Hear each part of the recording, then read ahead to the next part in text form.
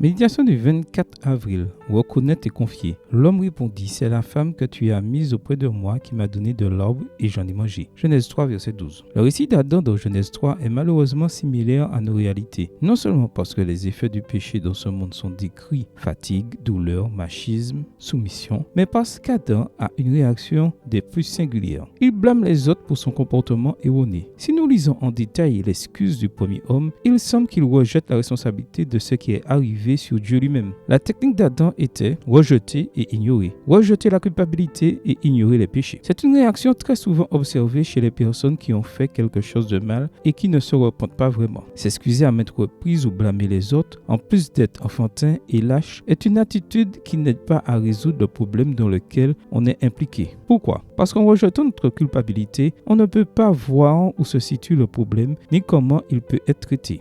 Imagine que ton pied te fasse très mal, mais qu'à chaque fois, tu insistes sur le fait que le problème vient de ton type de coiffure. Peu importe le nombre de fois où tu vas chez le coiffeur pour te faire des coiffures différentes ou te couper les cheveux, ta douleur au pied ne disparaîtra pas. Franz Glispardzer, un dramaturge autrichien, disait à juste titre, « Il y a un remède aux fautes, les admettre. » Reconnaître son erreur est une étape indispensable pour arriver à la solution. Cela te ramène non seulement sur le chemin de la vérité, mais te sort également de l'enfance spirituelle, celle qui vit dans la fantaisie et l'aveuglement. Après avoir reconnu ta faute, ne le garde pas. Confie-la à Jésus, comme le dit 1 Jean 1, verset 9. Si nous confessons nos péchés, il est fidèle et juste pour nous pardonner nos péchés et nous purifier de toute injustice. La technique de Jésus est reconnaître et confier. Reconnais ta culpabilité et confie ta vie au Seigneur. Pose-toi ces questions. Est-ce que je fais quelque chose de mal? Est-ce que je blâme les autres? Quelle faute oserais-je admettre? Est-ce que je suis la technique d'Adam ou celle de Jésus? Pose-toi ces questions avec les paroles de 1 Jean 4, verset 10. En arrière-plan, et cet amour consiste non pas en ce que nous avons aimé Dieu, mais en ce qu'il nous a aimés et qu'il a envoyé son Fils comme victime expiatoire pour nos péchés. Dieu continuera à t'aimer quoi que tu fasses. Maintenant tu le sais, reconnais et confie. Amen.